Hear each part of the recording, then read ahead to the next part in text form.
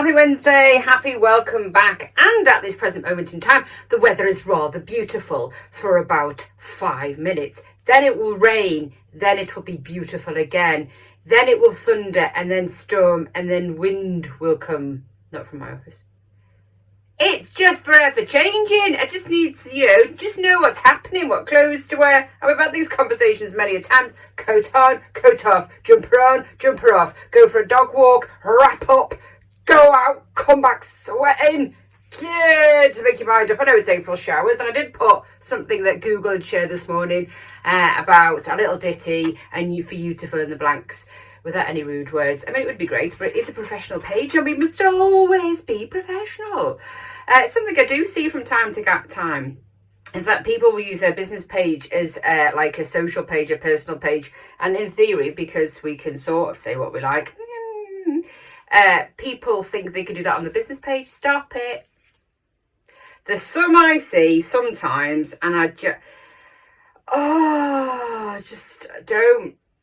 Just be very careful what you put on your social media pages about your business, because it's great to show a little bit of personal things about you that will encourage people to come through your door, or showcase the staff behind the bar, or staff behind the business or whatever. That's great, because then when people have seen stuff that you've posted on social media, they then get to see the person behind that business. So things like that are great, but be very careful what pictures you put up, what content you put with the pictures, and what you say, because then people have a perception about that as well. So just a little hidden tip as to how to be a little bit careful and perhaps a little bit more professional about how you conduct yourself on a social media page.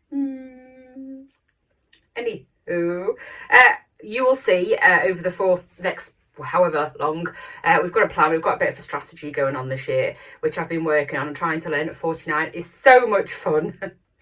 My head hurts. So I understand more when someone's running a business and they need to use social media to plug their business. And like I've always said before, it's very difficult if you're not trained in that. We can help.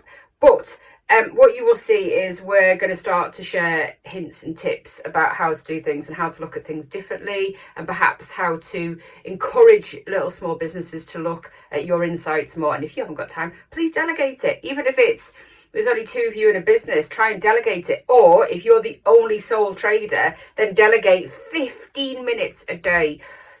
It's imperative. It's imperative that if you market your business, even if that 15 minutes out for Monday to Thursday, 15 minutes is down to you scheduling and putting some good content out there and getting around the algorithm. And the one other day is you learning what's best to put out there, because the algorithm in social media is a madness. So to have a little bit of inclination as to what you're putting out and what time.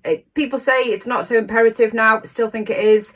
You don't need to hashtag it to death, as long as them hashtags are really good and they are niche to your market and they are niche to your brand, and keep plugging away, but in a really good way where the algorithm that messes with your mind and people's news feeds is actually more receptive than getting your post and putting it out to the right audience. And we've got a couple of posts coming out today about how to do that, and also to look at your target market. Look at your insights, for example, on Facebook. That's been going from 2004 to 2006, when most people went from Friends Reunited and Open Space and all that and jumped onto Facebook, and they're still here. So they're your customer, business to customer page, really, where you should be targeting your audience to encourage them and entice them into your business. So please do look at your insights, because it's really important. And just 15 minutes a day. We will be sharing things differently as well, rather than being a bit spammy where we're sharing everything every day, every minute of every day. As soon as something comes in, we're going to be really honing how we share things, which is more of the time when a customer or a business may be looking at the times, and just get into people's psyche of how we do that. Moving on, Aldi, next big things, which I absolutely love. If you've not seen it, go and have a look, especially if you're a business. It's a really good thing to watch. And what Aldi do is they've had a couple of shows now where they take like an artisan produce, an independent company who's been working their little socks off to produce something fabulous, and then they could be Aldi's next big thing, where their produce is then within store. And it's so good that Aldi are supporting local artisan businesses like that, people that are creating fabulous food products and now could potentially go huge and give them a massive platform. So I absolutely love it. So hats off to you, Aldi, because I think the next big thing, the fact that it's just not a massive commercial thing, you're looking at small independents who could flourish and you're giving them that platform to do so, and I quite like it. It's rather lovely. I wish the Garforth Garden Centre would do that. Still trying. Come on, you've got loads of room. Now you've got rid of all the crafty stuff. Come on, open them shelves, them units, that corner, that space for some of our lovely, beautiful independents. We've got Garforth, we've got Kippax, we've got Sherburn and Elmet, we've got Crossgates, we've got Colton. We've got people working from home in them areas that could just, share some of them beautiful things. It's not that difficult to do. Just give me a shout. I will guide you. Just saying, Garforth Garden Centre.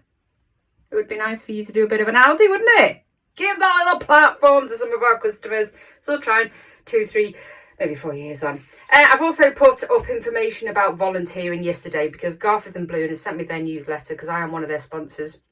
And each year, if you're a member, a sponsor, then they send you a newsletter. And the lovely Tony Robinson puts it together. And it's lovely because then you get a whole read, a 2-page read about actually what they've done. Even though you see specs and you see things popping up and things growing and lovely people in yellow high-vis jackets, to actually read what they've done in 1 year, it is amazing. And all these people are volunteers. So we've put up the reason why you should volunteer.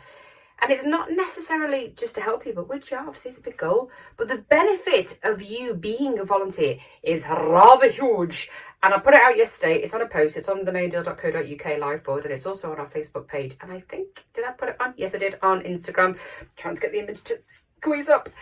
But go and have a look at the benefits of volunteering. It's huge for mind, matter, physical health. It's just huge. And if you decided to live in Garforth, Kippax, Micklefield, Aberford, Swillington, wherever you decide to live, Alton, Woodsford, Colton, Ledston, Letcham, Castleford. Look after the place that you chose to live because you didn't just buy a house just to stay there. And keep your house prices nice and the places look beautiful. Anyhow, as we mentioned on Monday's moaning about rumours, stop it. Unless you know the facts, say nothing. In fact, you know what you could do is and volunteer, because that's a far better time or use of your time than standing outside a doctor's and just jabbering on. Have a beautiful day, and let's hope that no, it's not. It's coming. The bloody rain is coming.